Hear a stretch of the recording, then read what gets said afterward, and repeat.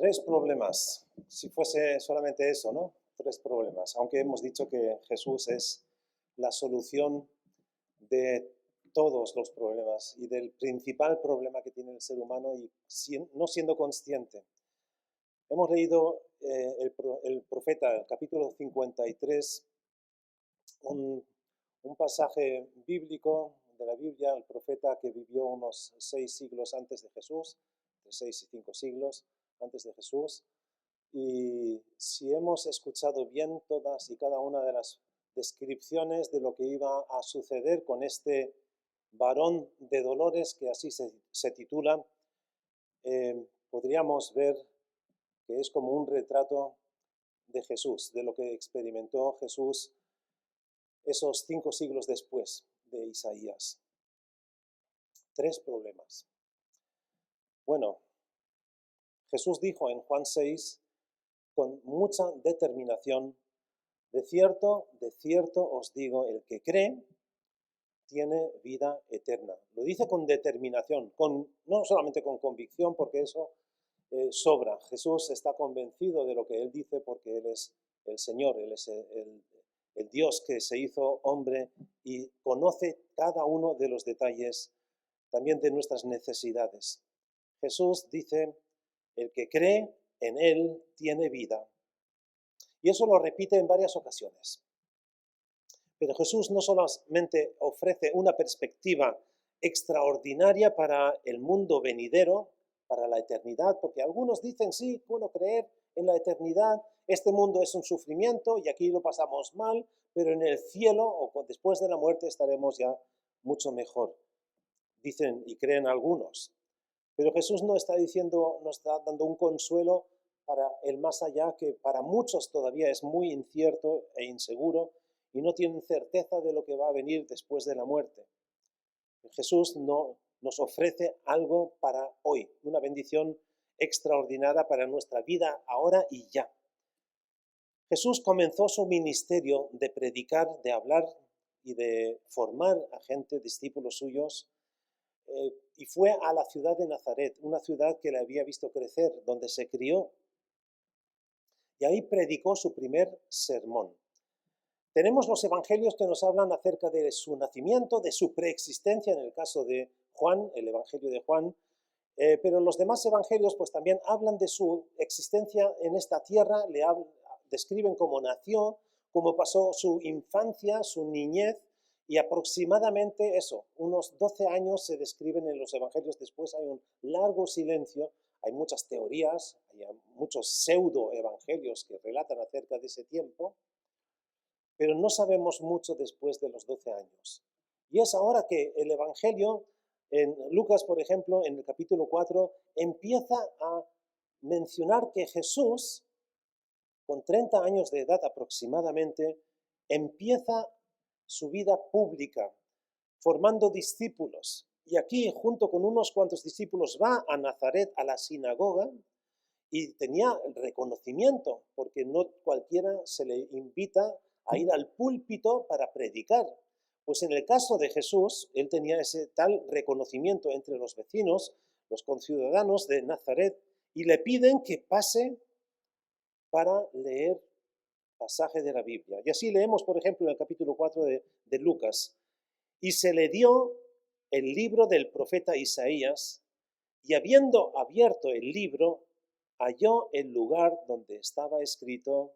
Y ahora quisiera mencionar aquí un poco estos detalles. Este primer versículo que hemos leído, él leyó del profeta Isaías. En aquel entonces, en los tiempos de Jesús, en su vida terrenal, era bastante popular el profeta Isaías. El pueblo estaba agobiado y necesitaba una liberación, porque el profeta Isaías se le considera como el evangelio del Antiguo Testamento. Ahí habla de juicio, sí, pero también de un nuevo comienzo, de una esperanza que había y que esperaban, y tenían esa esperanza el pueblo de Israel, los judíos, en los tiempos de Jesús. Esperaban que viniera ese Mesías que les liberase de la fuerza, del poder opresor del Imperio Romano. Así que tenían mucha esperanza y les gustaba mucho leer en el profeta Isaías. Y aquí dice: abierto el libro, y no era un libro como el que nosotros tenemos, aquí con hojas, con páginas, que pasamos una hoja y así, sino eran un rollo, era el rollo, el libro de un rollo que estaba envuelto, y entonces él abría el libro, no en la página, sino desenvolvió ese rollo de, algunos dicen, es un rollo, ¿verdad? Pues de ahí viene, porque si se le volvía a enrollar, era un rollo buscar otra vez el pasaje, la página, porque no eran páginas, tenía que volver al sitio donde estaba leyendo. Y Jesús, miren, aquí dice, halló el lugar donde estaba escrito, es decir, no fue por casualidad que le tocaba leer el capítulo o el versículo, sino él buscó ese pasaje. Y ese pasaje dice así, el Espíritu del Señor está sobre mí, por cuanto me ha ungido para dar buenas nuevas a los pobres. Me ha enviado a sanar a los quebrantados de corazón, a pregonar libertad a los cautivos y vista a los ciegos, a poner en libertad a los oprimidos, a predicar el año agradable del Señor. Dice, Jesús dice y lee y resalta, Él, es decir, Dios me ha enviado a sanar a los quebrantados de corazón. Jesús está citando aquí el pasaje de Isaías en el capítulo 61, los versículos 1 y 2. Jesús sana a los quebrantados de corazón. Además, da vista a los ciegos. En una ocasión, Juan el Bautista, que era el portavoz, no, el vocero de Jesús, el que preparaba el camino. En una ocasión, Juan Bautista ya estaba encarcelado y él hace preguntar a través de sus discípulos, Jesús, ¿eres tú? Porque a él le entraron dudas, a Juan el Bautista le entraron dudas, él estaba encarcelado. Él había esperado en el Redentor, en aquel Mesías que le liberaría no solamente a él de la cárcel, sino al pueblo de Israel de la opresión de este mundo. Y le hace preguntar, ¿eres tú el que esperamos o hemos de esperar a otro? Y Jesús responde con estas palabras, ciegos ven, cojos andan, paralíticos andan, muertos son resucitados, a los cautivos se les predica la libertad. Se ha cumplido esta palabra. En Jesús se cumplió esa palabra. Los contemporáneos de Jesús eran conscientes de lo que predicaba, lo que anunciaba Isaías. Esto suena genial. Realmente todos los contemporáneos de Jesús tendrían que gritar de alegría y estar contentos de vivir lo que el profeta Isaías había anunciado 5 siglos antes. Buenas nuevas. Jesús ha llegado. El Mesías ha llegado. El que nos soluciona la vida ahora y en el más allá. Sin embargo, decir que esto es el Evangelio, que alguien viene y nos soluciona los problemas, sería demasiado poco. Hace años, en el año 2016, hubo una mujer que había comprado un boleto de la lotería online. Entonces, ella no seguía mucho las noticias, ni siquiera pues, era consciente, pero en un momento dado revisó los correos electrónicos que le habían llegado 3 semanas después de que se había sacado el premio y se dio cuenta que había ganado 1 millón de euros. No sé si eso sería una noticia para ti. De momento recibes, porque como viene tanto correo de publicidad, no sabemos de quién, y abres algunos y a otros los tiras directamente porque no sabes de quién es. Yo nunca he pedido nada aquí. Y lo tiras directamente. Y así algunos se han perdido un premio que han ganado sin saberlo. El Evangelio, en cierta manera, es un premio, es el gordo de la lotería. Y no sabes que lo has ganado, porque Jesús es la solución a todos nuestros problemas.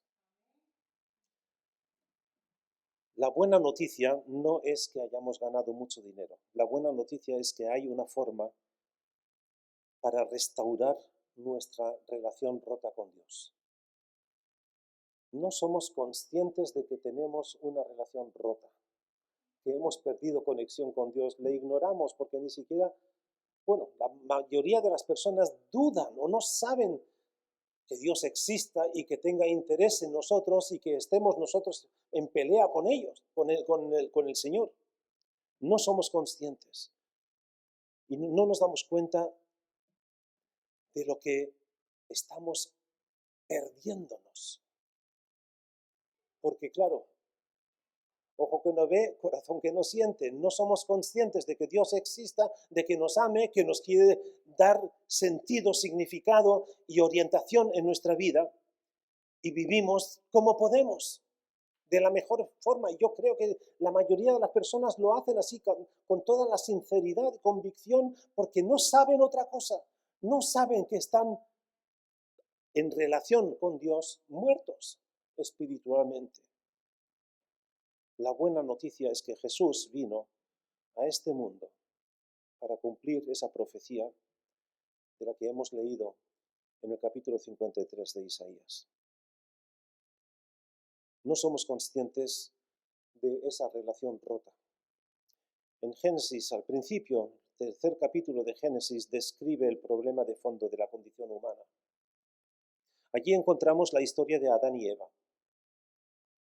Y no piensen, ahora viene con Adán y Eva. Pero ahí eso se nos da también, es ejemplar para cada uno de nosotros.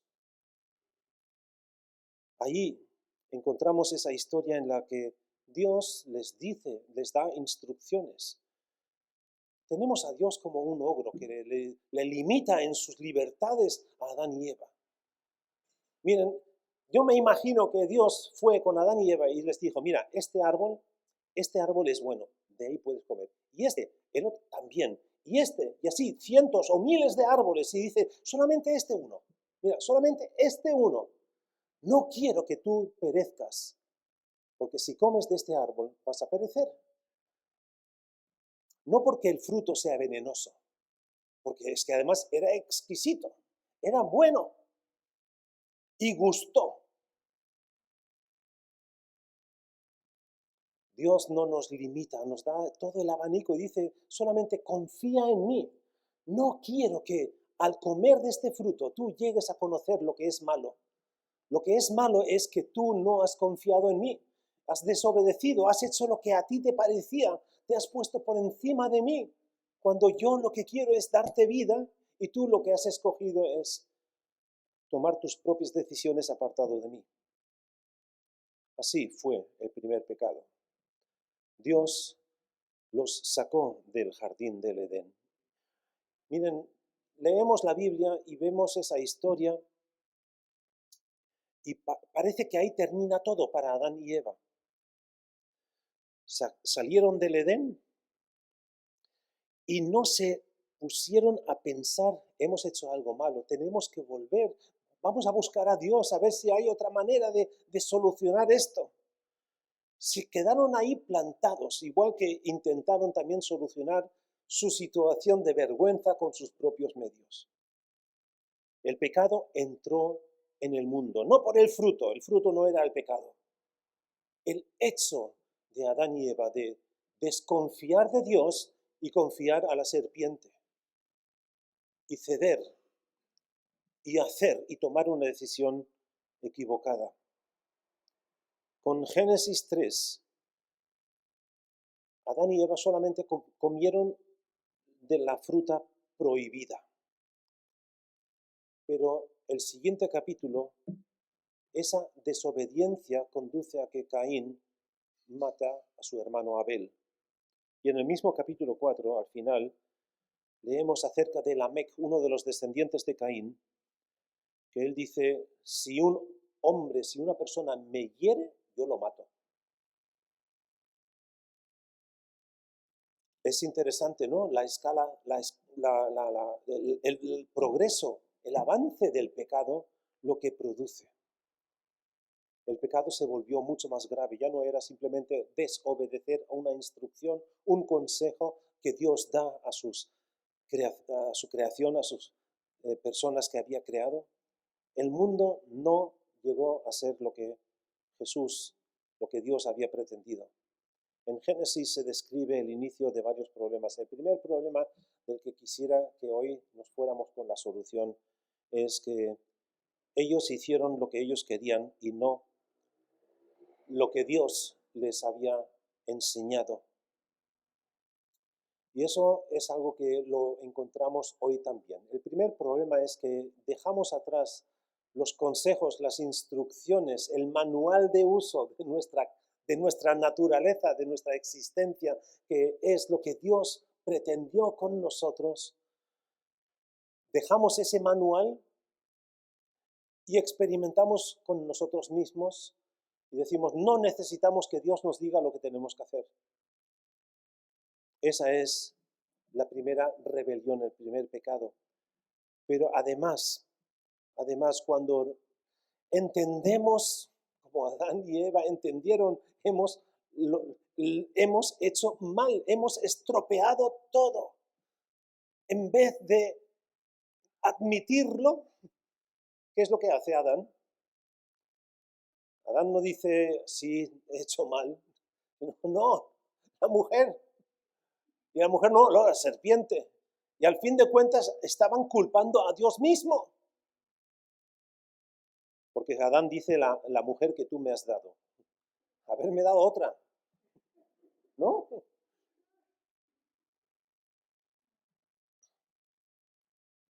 No hay ni indicio de arrepentimiento en su respuesta al primer pecado, a la desobediencia, simplemente hacer lo que ellos querían.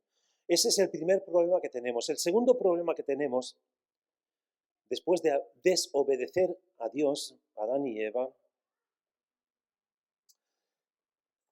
lo que les sucede es que están en deuda con Dios.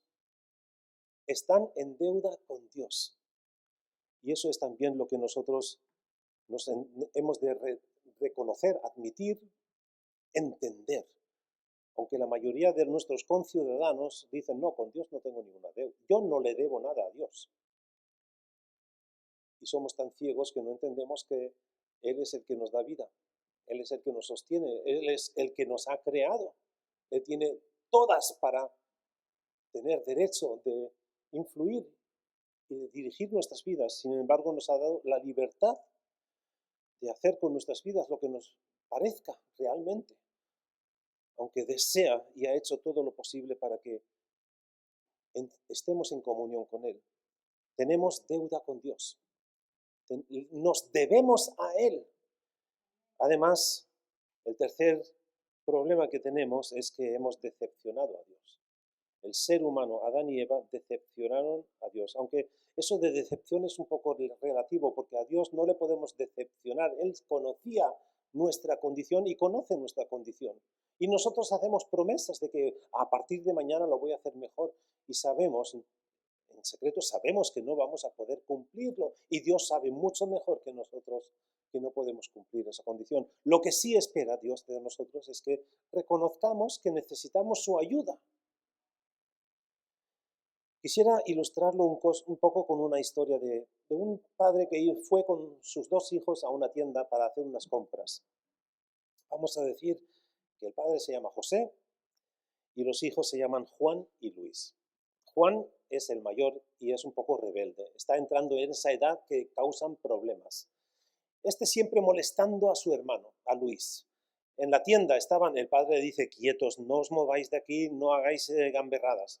Y Juan pues no se está quieto y siempre empujando, chinchando al hermano, pam, pam, pam. Y uno de esos empujones, pam, en la estantería, vajilla, pa'l suelo. El hermano se cae, un plato se le cae en la cabeza, le hace un corte feo. Viene el dependiente, el encargado de la tienda y dice, ya empieza a hacer un recuento, 102,47 €. Señor don José, padre de estos dos niños, me debe 102,47 €. En el camino a casa, el padre, claro, paga. El padre paga los platos rotos. Juan y Luis en el coche, callados durante todo el camino a la casa. Ya, claro, Juan está pensando ya, la que he pillado, la que he montado, lo que me espera en casa. No, pero no es gran cosa. Simplemente le reprende y le dice, mira, mañana íbamos a ir al circo, tú te quedas en casa. No has obedecido, no has hecho caso, que te estés quieto, has provocado un daño, una deuda de 102 euros con 47 céntimos, lo tengo aquí apuntado. Y no vas a ir mañana con nosotros al circo. Así que se fue a su habitación. Ese fue el problema número 1, que vemos unas paralelas, ¿no? No escuchó a su papá y al comportarse mal no pidió perdón. El problema número 2, el comportamiento de Juan provocó una deuda de 102 euros y 47 céntimos. Y después el problema 3, el padre está disgustado, decepcionado, porque pensaba y esperaba que su hijo obedeciera y se portase bien. Bien, el Evangelio nos dice que la relación que tenemos con Dios es la misma que tenían Adán y Eva con Dios, y es la que tenía Juan con su padre. ¿Cómo puede solucionar este problema? Bien, más tarde, en la noche, cuando ya estaban en casa, cada uno en su cuarto, llega Luis, el que tenía el corte en la cabeza, y viene con su hucha, una vasija de cristal lleno de billetes y de monedas, sobre todo monedas. Y le dice, papá, estos son algo más de 100 euros. Quiero pagar la deuda de mi hermano. El padre totalmente asombrado. Dice, papá, ¿tomas esto como para rescatar a mi hermano? Para pagar la deuda. Dice el padre, dice, soy muy generoso, Luis. Hay algo más que quiero decirte, papá. Me gustaría que no siguieras enfadado con Juan. Quiero que venga con nosotros al circo. El padre José mira a su hijo, mira el frasco de vidrio y todo el dinero y dice, está bien, dice, pero hay algo que Juan tiene que hacer. Poco tiempo después, el otro hijo llama a la puerta. Papá, lo siento mucho. José mira a su hijo en los ojos y sabe que lo dice en serio. Lo siente mucho. Le da un fuerte abrazo y le dice, todo está bien.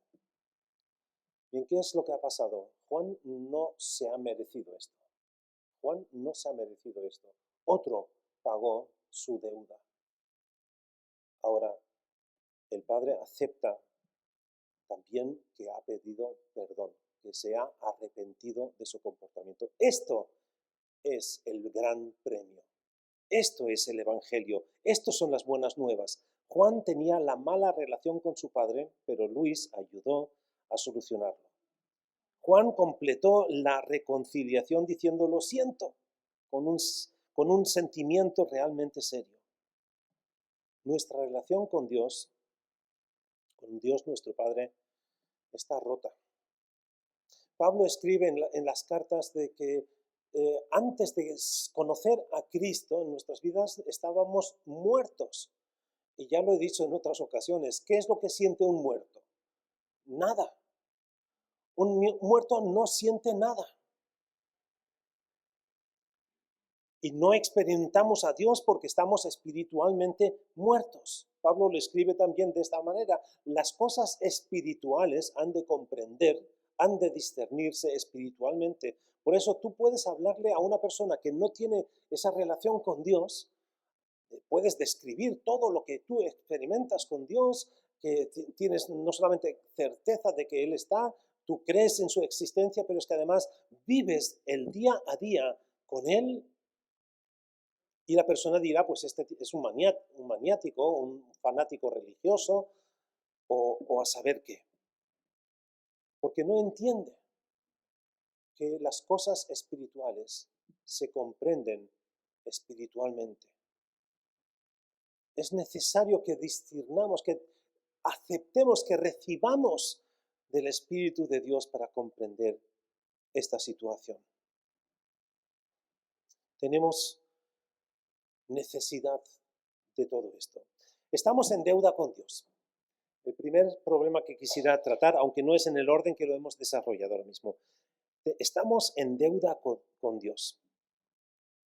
Con solo mirar Génesis 3 y 4 observamos lo serio que es el pecado, las consecuencias que trae, que conlleva el pecado. En Génesis 3, 2 personas habían comido una fruta. Hemos visto la escalada del pecado. En Génesis 4, Caín mata a su hermano y descubrimos que Lamec mata a alguien simplemente porque le ha tocado. Si me miras mal, yo te mato. Hay una escala, un agravamiento del pecado que va a más.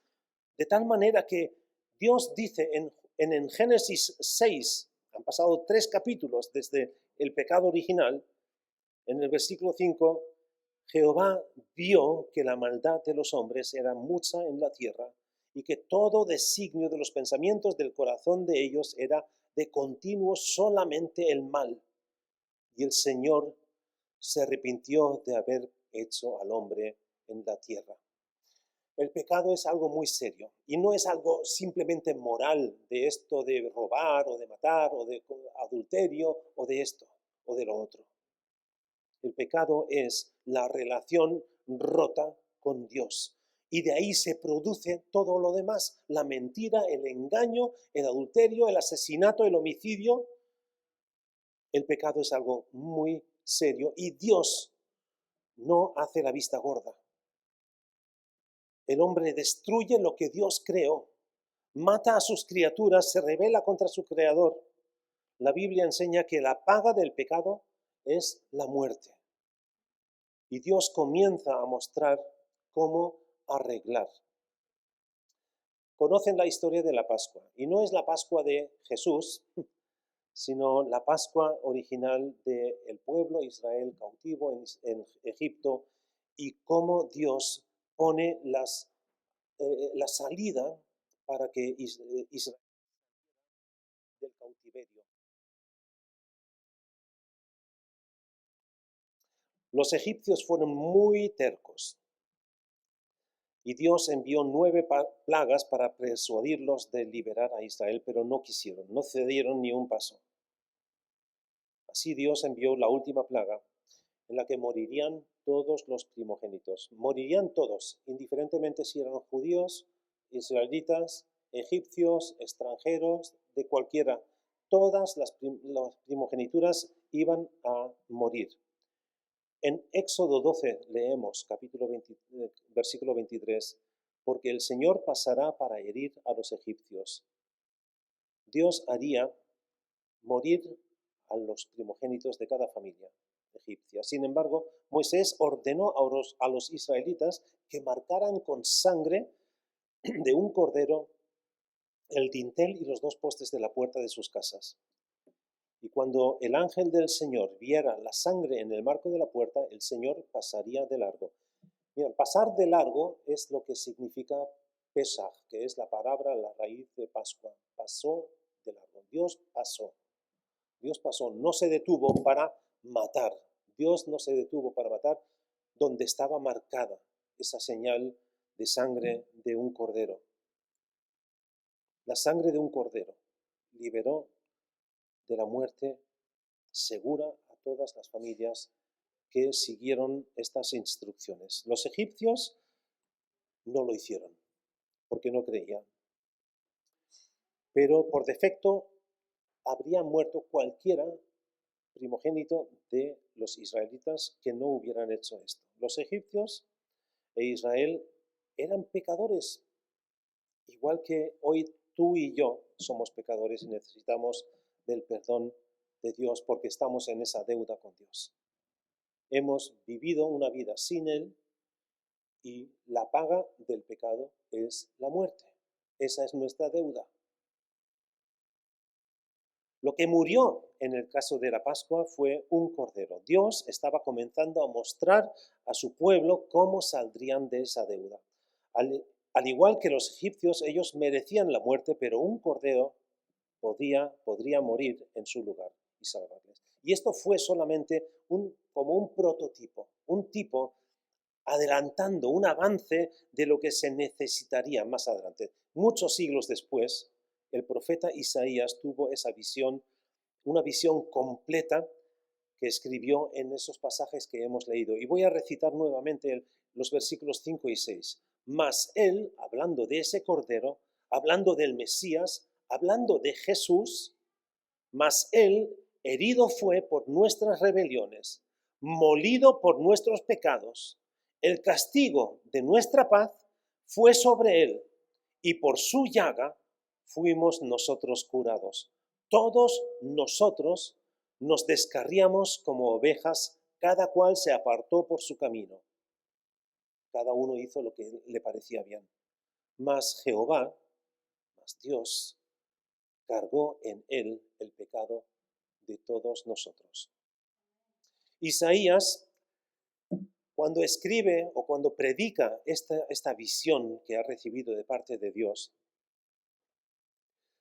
yo me imagino que no era consciente de esa trascendencia, de lo que, porque un profeta simplemente recibe palabra de Dios, una visión, y transmite lo que ha recibido. Pero no entiendo, yo comprendo que no pudiera haber comprendido la trascendencia de esa visión. Sin embargo, porque muchos de los que escuchaban las palabras de Jesús no le creyeron, ni siquiera sus propios discípulos, y mucho menos cuando un profeta, Isaías, siglos antes, en un pueblo que estaba experimentando el exilio, como este pueblo que estaba experimentando un castigo de parte de Dios tenía oídos para escuchar de que el Mesías vendría y además no para liberarlos de las amenazas de los asirios babilonios, sino que vendría para sufrir, para morir. No entraba en la mente de los contemporáneos, ni de Isaías, ni en los tiempos de Jesús, en la mente de los judíos contemporáneos, ni los propios discípulos. Después de 3 años de enseñarles y de hablarles Jesús, que Él tenía que morir, que Él vino a entregar su vida por los pecados nuestros, no lo quisieron o no lo podían comprender. Así también Isaías predica, pero no comprende. Sin embargo, sí debe haber estado esperando la venida del Mesías y experimentar, vivir todo lo que dice esta profecía. Quisiera ilustrar la situación un poco con algo que es... voy a coger esto. Quisiera describir nuestra situación como seres humanos, o como yo soy esta mano, vamos a decir así. Dios está encima en el cielo, y Dios y yo, pues, estamos bien, tenemos una buena comunión, no hay nada que se interponga. Sin embargo, cuando entró el pecado en la dimensión de nuestras vidas, se interpuso en esa relación. El pecado interrumpe nuestra conexión, rompe nuestra relación con Dios. Y lo que dice Isaías aquí es que Dios puso nuestras transgresiones, nuestro pecado, nuestra maldad, la puso sobre Jesús, que no tenía culpa, que no tenía, era inocente, lo hemos leído ahora mismo.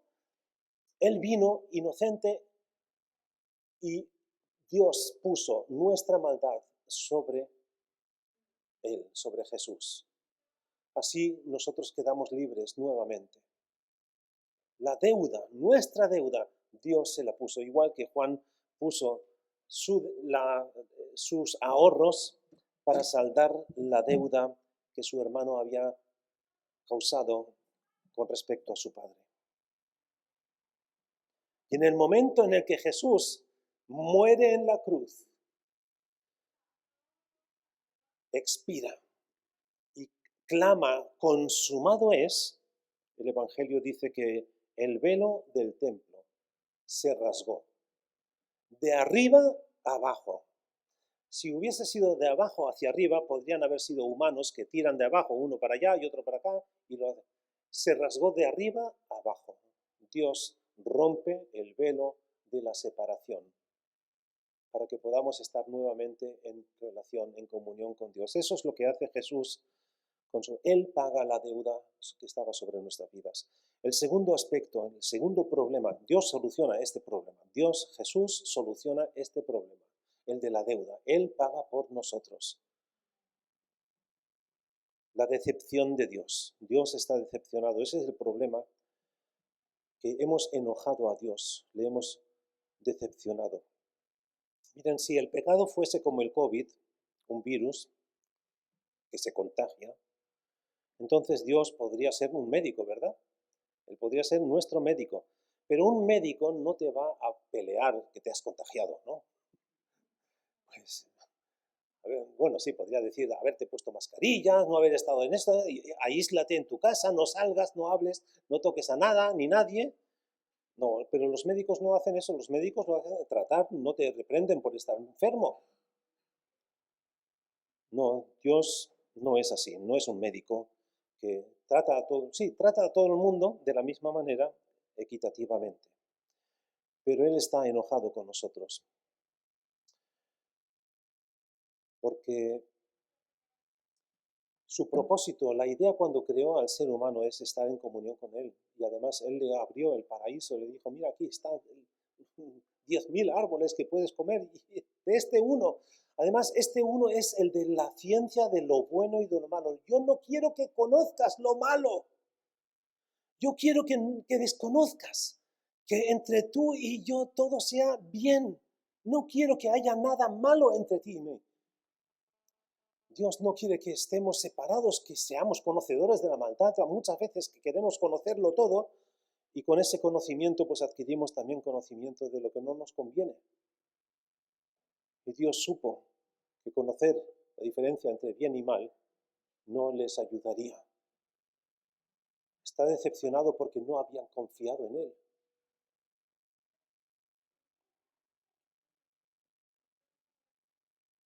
Jesús no solamente pagó nuestra deuda, también aplacó la ira de Dios. La palabra bíblica para esto es propiciación. En el diccionario dice así acerca del verbo: hacer bien dispuesto o favorablemente inclinado. Propiciar, hacer que, bueno, cuando algo propicia a esto es que inclina, que favorece que esto se pueda hacer. Pues lo que hizo Jesús es recuperar el favor de. La propiciación es una palabra muy específica, no se usa muchas veces, ¿verdad? Ni siquiera también en la Biblia. Algunas traducciones incluso la evitan. Pero en el Nuevo Testamento aparece varias veces. Por ejemplo, en 1 de Juan capítulo 2, versículo 2. Él, hablando de Jesús, es la propiciación por nuestros pecados. Y no solo por los nuestros, sino también de todos, por los de todo el mundo. Fíjense lo que está diciendo esta palabra. Jesús pagó no solamente por aquellos quienes creen en Él. Jesús pagó por todo el mundo. Por todas, aunque no crean en Él. Jesús pagó.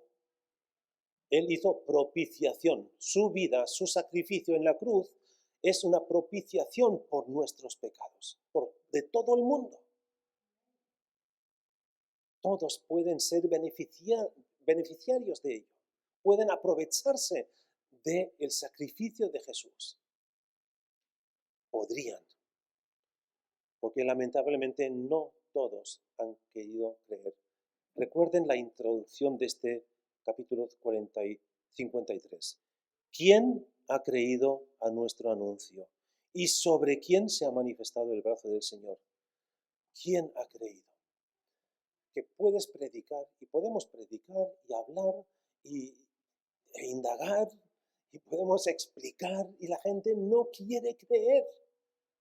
No quiere creer que Jesús es la propiciación por todos nuestros pecados y no solamente los nuestros que creemos, sino también por todos, de todo el mundo. Otra palabra de propiciación en la misma carta de Juan, en 4:10. En esto consiste el amor, no en que nosotros hayamos amado a Dios, sino en que Él nos amó y envió a su Hijo en propiciación por nuestros pecados. En el ejemplo de Juan y Luis antes, que les conté, ese pequeño ejemplo, Luis ofreció todos sus ahorros y le pidió a su padre que mirara con buenos ojos a Juan. Propiciación. Luis hizo propiciación por su hermano. Pero en el caso de Jesús, Jesús no solamente abre su hucha y la pone a disposición de su hermano, de sus hermanos, sino Jesús se ofreció a sí mismo. Esto es realmente amor. Jesús dice, nadie muestra mayor amor que aquel que entrega su vida por sus amigos. Jesús se entregó por ti y por mí, por todo el mundo. Propiciación no solamente por mis pecados, sino por las de todo el mundo.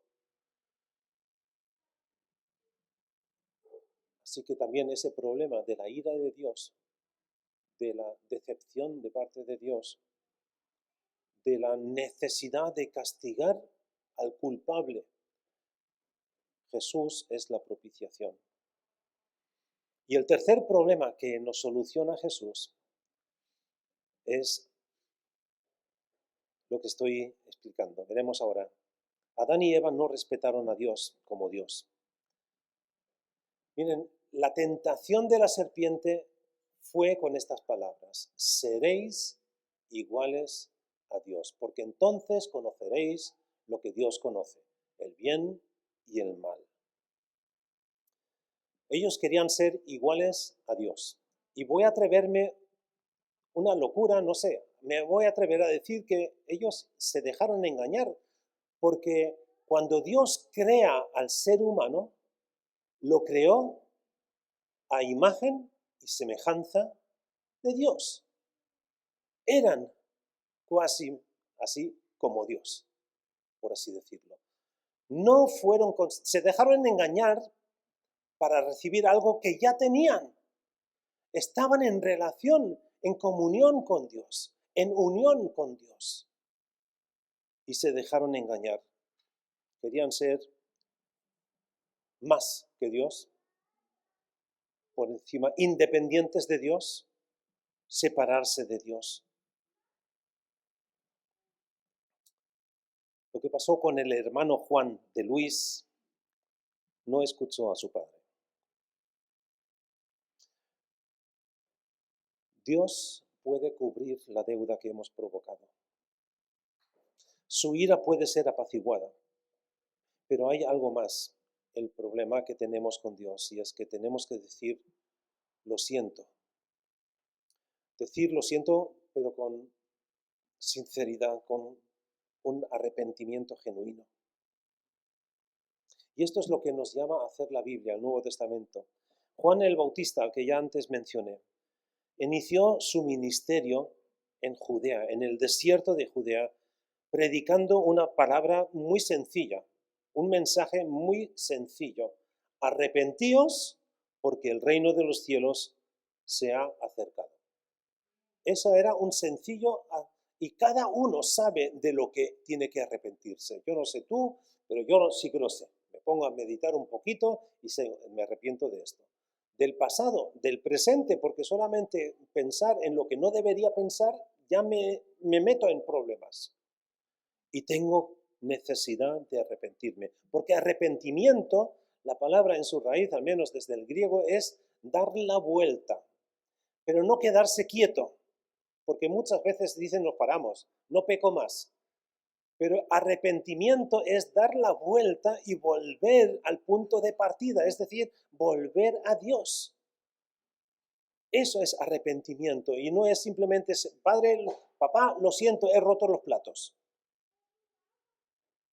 Sino un arrepentimiento genuino implica volver, regresar al origen. Y cuando Jesús comenzó a predicar, dijo, arrepentíos porque el reino de los cielos se ha acercado. Las mismas palabras que Juan el Bautista. Y el primer mensaje que predica Pedro en el día de Pentecostés en Jerusalén, el día de Pentecostés, lo leemos en el libro de los Hechos, dice, arrepentíos porque el reino de los cielos se ha acercado. Arrepentíos y bautícese cada uno de vosotros en el nombre de Jesucristo para perdón de vuestros pecados. El arrepentimiento conlleva un cambio de orientación y de camino, de senda de tu vida. Hay un camino hacia una relación restaurada con Dios y Jesús ha abierto este camino. Pero todavía hay un paso que necesitamos dar, y es que debemos decir, reconocer, confesar, lo siento, Señor, y decirlo de corazón. Dios es el que conoce nuestros corazones. A las personas las podemos engañar, podemos fingir estar arrepentidos de nuestra forma de vivir, de habernos comportado mal o haber sido agnósticos, ateos, vivir como gente sin Dios, pero Dios conoce nuestro corazón. Y Él sabe si nuestro arrepentimiento es genuino o no. Habiendo dicho lo siento, tenemos que reconocer a Dios como quien es. Dios, tú eres Dios, el Señor, el que tiene los derechos sobre mi vida, sobre las de todo el mundo. Entonces es cuando Dios restaura la relación contigo, porque se ha pagado la deuda, se ha apaciguado la ira y tú has mostrado tu arrepentimiento en acercarte a Dios. Buenos padres cuidan a sus hijos, pero nadie cuida a sus hijos como Dios lo hace. Y ese es el Evangelio. Tenemos 3 problemas, por decirlo así. 3 problemas, pero hay una solución. Y si tienes 5 problemas, una solución. Jesús, Jesucristo, el Hijo de Dios, es la solución. Y la cuestión es si estás escuchando como este mensaje como golpes en la puerta de tu corazón, como dice también y cita Apocalipsis. He aquí, estoy a la puerta llamando. Si alguien oyere mi voz y abriere su corazón, su vida, yo entraré y tendré comunión con él y él conmigo. Dios quiere ser la solución de tu vida, de tus pecados, de la culpa, de la carga, de la deuda de tu vida y sobre todo de esa distancia, de esa rotura, de esa conexión interrumpida, que es lo que ha causado el pecado en todo ser humano.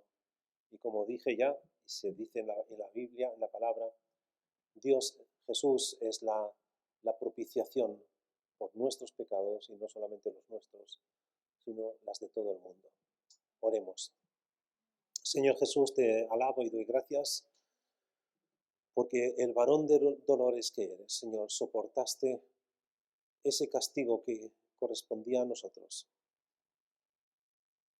Señor, y no solamente los que creemos en ti, sino pagaste el precio por todos los seres humanos. Y deseas que todos lleguen al conocimiento de la verdad, conociéndote a ti. Oh Señor Jesús, te ruego que tu Espíritu Santo obre en los corazones de cada uno de los que escuchen este mensaje y les lleven al arrepentimiento.